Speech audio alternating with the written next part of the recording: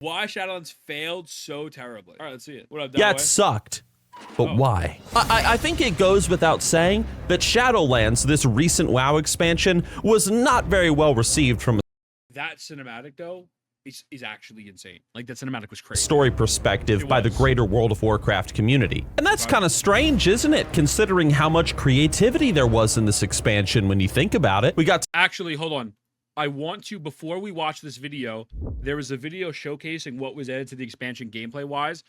It was only 2 minutes. I'm curious to watch that so we can kind of piece it together and see where it went wrong in some ways. Well, I just want to see what features they added, and then we'll watch that video. It was a bad fanfic level of storytelling. So, yeah, so they retconned the whole thing. Damned. A grim task, which I have failed. Now the eternal veil screams, torn asunder. I mean, the concept of the story seems cool, but what do I know? Within the realm of shadow Fake skies. lies the darkest of terrors, Great heavens. which should never be set free. Okay. Okay. The Shadowlands are infinite. Their terrors and World of beauty Shadowlands. were never meant for mortal eyes. I mean, the area looks pretty cool. I wonder if they can bear to behold all that awaits them. Alright, new zone. I feel like the zones always look dope. I don't know if there's anything particularly wrong with that.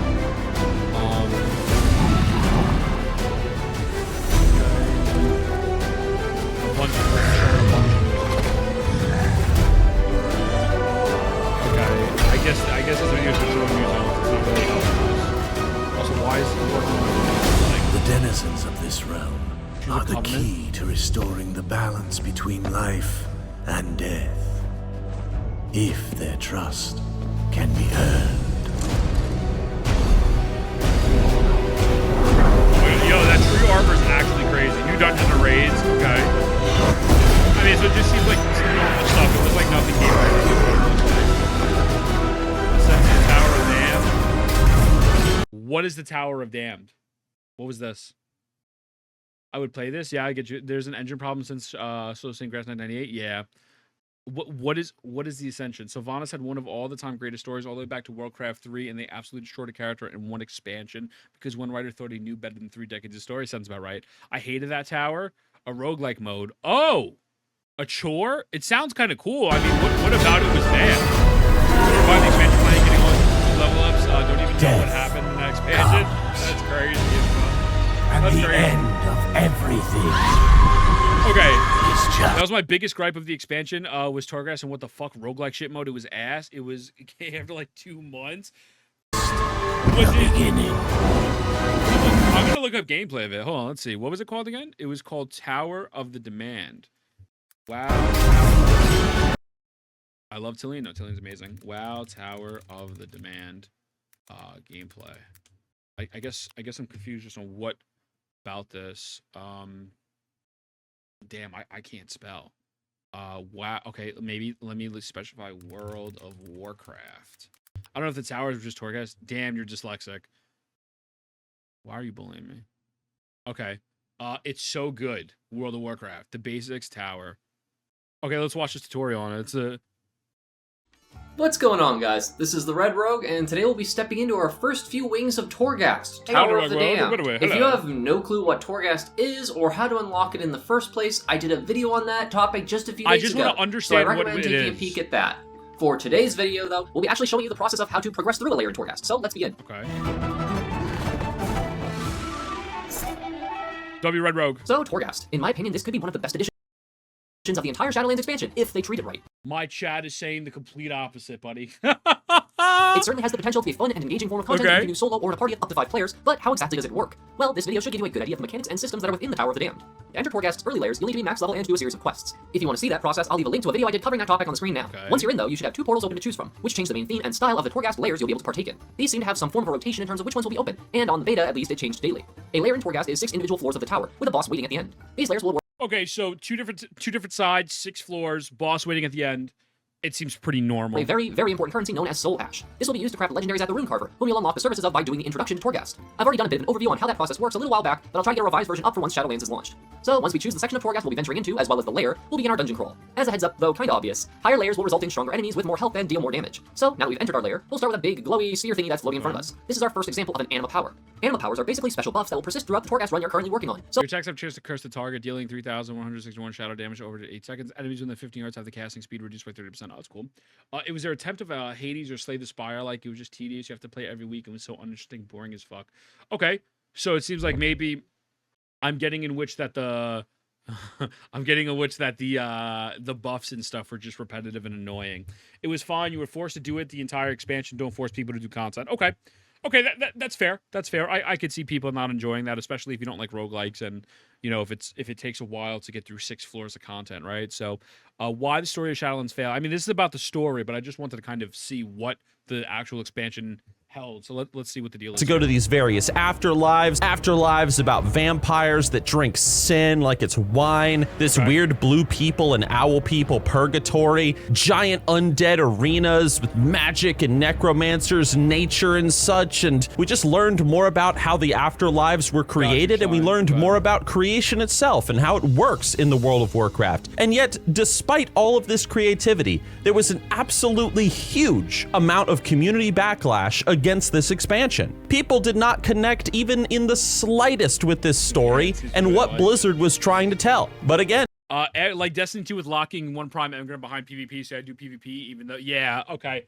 I get that. Yeah, you're locking power behind an activity that people don't want to necessarily do. That makes sense. Yeah, that type of content is always rough when you force people to do something. So, and why did this happen? Well, in my opinion, I've narrowed it down to 2 main reasons. 2 things that I think made the Shadowlands storyline one of the absolute worst stories in World of Warcraft. So to begin, let us discuss point number 1, and that is Sylvanas Windrunner. Sylvanas has been a fan favorite character in World of Warcraft for years, ever since her introduction back in Warcraft 3. And she has been at the center of World of Warcraft ever since she became the war chief of the Horde. Now you would think that a character like Sylvanas, a character so beloved by the community for so many years, would be a recipe for success for Blizzard. They'd put her at the forefront for a time, she would lead the story, it would be fantastic. And yet that's not at all what happened.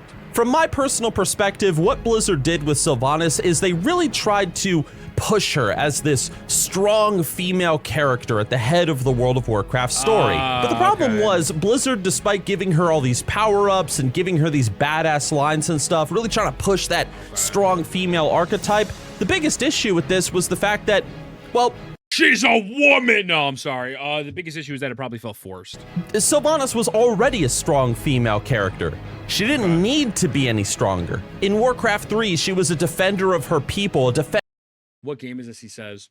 You should play Warcraft 3. It's probably one of the best campaigns RTS of all time. Actually, it looks kind of interesting. I was literally going to bring up the client to see if they have Warcraft 3. Do they still have it here? Oh. So where do I get Warcraft? Oh, Warcraft 2, Warcraft 3. I mean, I'd be down to play it. How much is it, though? How much is it? $20. Why is it $30? Why is this game $30? Okay, whatever. Okay.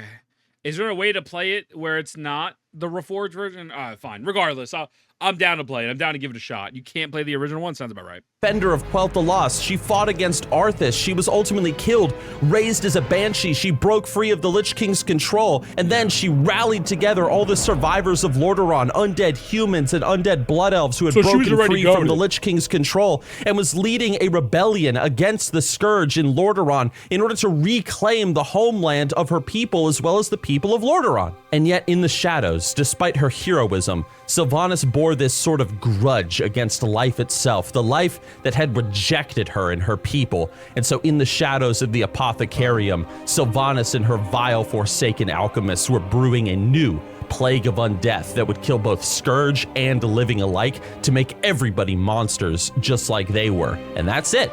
That's who Sylvanas was in Classic WoW and Warcraft 3. And you know what? It was absolutely fantastic, and it was absolutely beautiful. She was a character that seemed heroic on the surface, and yet deep down, she was evil. She was a villain, and she cared for nobody but herself and her own people. But over the years, Blizzard sort of isolated Sylvanas. She didn't care about the Forsaken anymore. All she cared about were her own goals. And suddenly she was in league with this 15-foot-tall vampire bodybuilder, and they were trying to destroy all life itself and rewrite the cosmos or something and blah, blah, blah. And it just didn't work. Sylvanas had always been a character that had operated from the shadows, ambushing people when they least expected it, working. I guess my question is, why would they do that? Turn her into Rey Skywalker? Like, why would they do that if do they just think that maybe people don't know the lore? Like, I'm not trying to be funny with you. Yo, perfect, May. I'll check it out in literally 2 seconds.